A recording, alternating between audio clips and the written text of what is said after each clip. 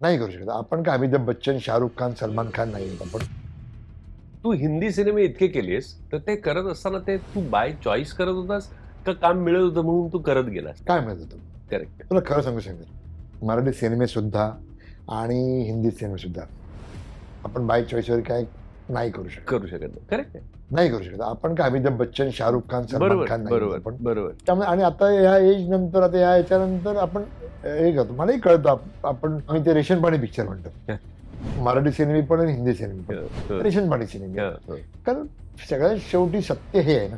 बरोबर. 5 बोटं अशी होतात असं होतं ना. ह्याच्यात मग सगळ्याच गोष्टी असतात. तुमची लोन हे आणि आपल्याला 5वीला पुजलेलं त्या गोष्टी.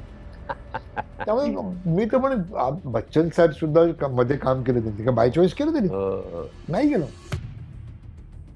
करेक्ट. त्यांनी पण केलं, करत राहिले ते. मधल्या काळात जे केलं त्याच्यात थांबून मग परत आले तेव्हा आता ते करतात. पण मधल्या काळात ते काय केलं त्यांनी? काय केलं ते? सिनेमे लाल बादशाह वगैरे सिनेमे होते ते काय सिनेमे होते बच्चन साहेबांच्या करावं लागेल. बरोबर. प्रत्येकाच्या नटाच्या इंडस्ट्रीमध्ये 5वीला पोहोचलेलं आहे.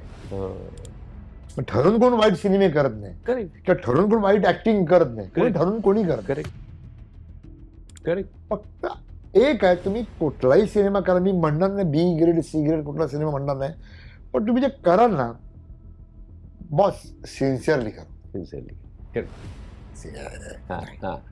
100%. ते तुम्हाला पैसे देत आहेत, तुमचं पोट भरत आहे, तुमचं घर चालतंय. तर जे काही करा ते तुम्ही सिन्सिअरली करा. बरोबर. एवढंच मला म्हणणं आहे.